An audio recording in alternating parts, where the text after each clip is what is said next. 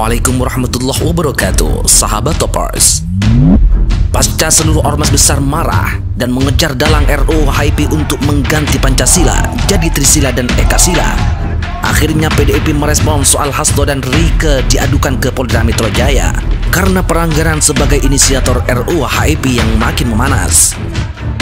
Jadi Indonesia itu bagian dari PDIP, bukan PDIP bagian dari Indonesia. Salah apa benar? Tapi jangan disalahkan karena Mbak Mega tidak ngerti. Dia tidak punya ilmu untuk memahami itu. Dia tidak sekolah. Temukan jawabannya di dalam video ini.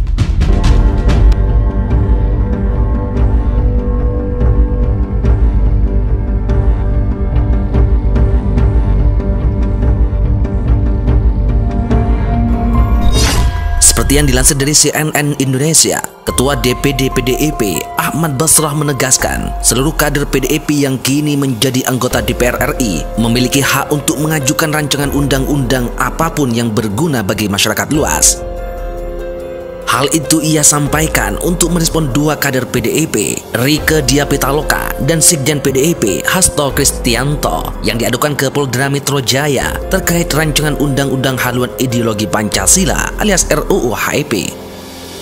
Basrah menyatakan hak anggota untuk mengusulkan RUU di DPR itu dilindungi oleh Undang-Undang tentang MPR, DPR, DPD, dan DPRD alias MD3. Yang berhak mengusulkan RUU itu siapa ya? Hak mengusulkan RUU kan hak anggota DPR yang dijamin oleh UU MD3 kita dan juga oleh konstitusi kita, kata Basrah di kantor PBNU Jumat tanggal 3 Juli lalu. Basrah menyayangkan bila anggota DPR saat menjalankan tugasnya untuk mengusulkan RUU lantas mengalami kriminalisasi secara sepihak. Sebab kata dia, anggota DPR memiliki hak imunitas untuk menjalankan setiap tugasnya sesuai aturan yang berlaku. Jadi nggak bisa ketika DPR menjalankan hak imunitasnya itu dikriminalisasi, nanti malah orang nggak mau mengajukan RUU, kata dia. Malah hal itu Basrah menjelaskan ada sarana dan kanal bagi masyarakat yang keberatan terhadap suatu RUU usulan dari DPR dan pemerintah. Di antaranya, kata dia, masyarakat pasti memberikan ruang untuk memberikan tanggapan, saran, dan koreksi sesuai peraturan yang berlaku. Karena itu kita ikuti saja aturan perundang-undangan yang sudah kita sepakati bersama-sama ini, kata Basrah. Sebelumnya, Hasto dan Rieke diadukan oleh seseorang bernama Rijal Kobar bersama tim pengacara taktis alias tim advokat anti komunis ke Polda Metro Jaya pada Rabu tanggal 1 Juli kemarin. Pengacara Rijal, Aziz Yanuar, menyatakan pihaknya hanya menerima laporan itu masuk sebagai pengaduan masyarakat. Dalam dumas itu, Rieke dan Hasto diadukan terkait dugaan tindakan pidana sebagai dimaksud dalam pasal 107B dan pasal 107D KUHP, di mana terlapor adalah Rieke Diah Pitaloka yang memimpin rapat RUU HIP dan Hasto selaku Sekjen PDIP. Para terlapor telah menginisiasi dan memimpin serta mengorganisir usaha untuk mengubah Pancasila sebagai dasar negara dan ideologi, tutur Aziz. Apabila RUU HIP ini tetap difinalkan atau disahkan, ingat Bapak-bapak anggota DPR Provinsi Kalimantan Barat, kita semua tidak segan-segan. Dalam kesempatan ini, saya akan mengeluarkan kita. Kita akan perang. Saya rela. Kemana Puan Maharani? Rakyat sedang resah, kok tutup mulut dan tidak bicara RUU HIP sebagai ketua DPR? Seperti yang dilansir dari Gelora.co, ormas-ormas agama yang diakui di Indonesia menyampaikan sikap bersama terkait RUU haluan ideologi Pancasila alias RUU HIP di kantor PP Muhammadiyah, Menteng, Jakarta Pusat, Jumat 3 Juli 2020.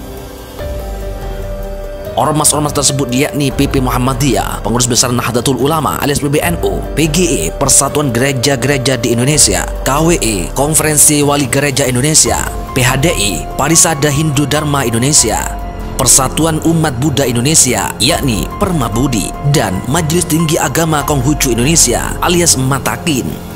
Pernyataan bersama yang dibacakan Sekretaris Muhammadiyah Abdul Mu'ti menghasilkan 4 poin pernyataan. Pertama, Pancasila adalah dasar negara dan sumber segala sumber hukum NKRI. Secara konstitusional, kedudukan dan fungsi Pancasila sudah sangat kuat, sehingga tidak memerlukan aturan lain yang berpotensi mereduksi dan memperlemah Pancasila. Kedua, rumusan Pancasila sebagai dasar negara adalah sebagaimana termaktub dalam alinea keempat pembukaan UUD 45.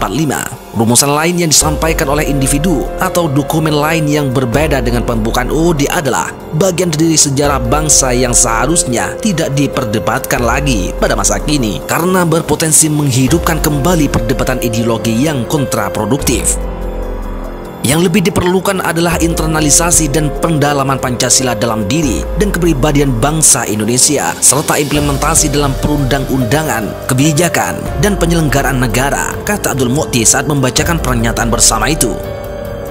Kedua, pemerintah menyatakan menunda pembahasan RUU HIP. Oleh karena itu, DPR hendaknya menunjukkan sikap dan karakter kenegarawanan dengan lebih memahami arus aspirasi masyarakat dan lebih mementingkan bangsa dan negara di atas kepentingan partai politik dan golongan. Keempat, saat ini Indonesia sedang menghadapi wabah pandemi COVID-19 serta berbagai dampak yang ditimbulkan terutama sosial dan ekonomi. Karena itu, semua pihak hendaknya saling memperkuat persatuan dan kerjasama untuk mengatasi wabah pandemi COVID-19 dan dampak yang ditimbulkannya serta menjaga situasi kehidupan bangsa yang kondusif, aman, dan damai. Lalu muncul pertanyaan dari PKS dan tuntutan, kemana Puan Maharani? Kok tutup mulut dan tidak bicara RUU HIP sebagai Ketua DPR? Fraksi Partai Keadilan Sejahtera alias PKS mendesak Ketua DPR RI Puan Maharani untuk angkat bicara terkait rancangan undang-undang haluan ideologi Pancasila alias RUU HIP yang telah menjadi polemik di masyarakat. Koordinator Panitia Kerja Pembahasan RUU HIP fraksi PKS Bukhari Yusuf menyarankan Puan Maharani merespon polemik tersebut dalam pidato saat rapat paripurna penutupan masa sidang. Sangat bagus kalau polemik RUU HIP kemudian disampaikan dalam pidato Ketua DPR, khususnya penutupan masa persidangan ini, kata Bukhari saat dihubungi cnnindonesia.com Jumat tanggal 3 Juli lalu. Bukhari menyebut pidato di sidang paripurna adalah momen yang tepat karena selalu menyita perhatian publik. Selain itu, pidato tersebut biasa dimaknai sebagai sikap resmi parlemen terhadap isu yang berkembang di masyarakat. Dia menilai pimpinan DPR harus segera menyatakan sikap terhadap RUU HIP sebab para ulama dan ormas Islam sudah resah hingga menggelar sejumlah aksi unjuk rasa. Kami meminta kepada pimpinan DPR bijak dan mendengarkan, telinganya mendengarkan aspirasi dari masyarakat yang sudah begitu luar biasa, kata Bukhari. Bukhari berharap pidato Puan bisa mendesak pemerintah untuk segera mencabut RUU HIP. Diketahui hingga kini pemerintah belum kunjung memberikan respon resmi atas draft itu.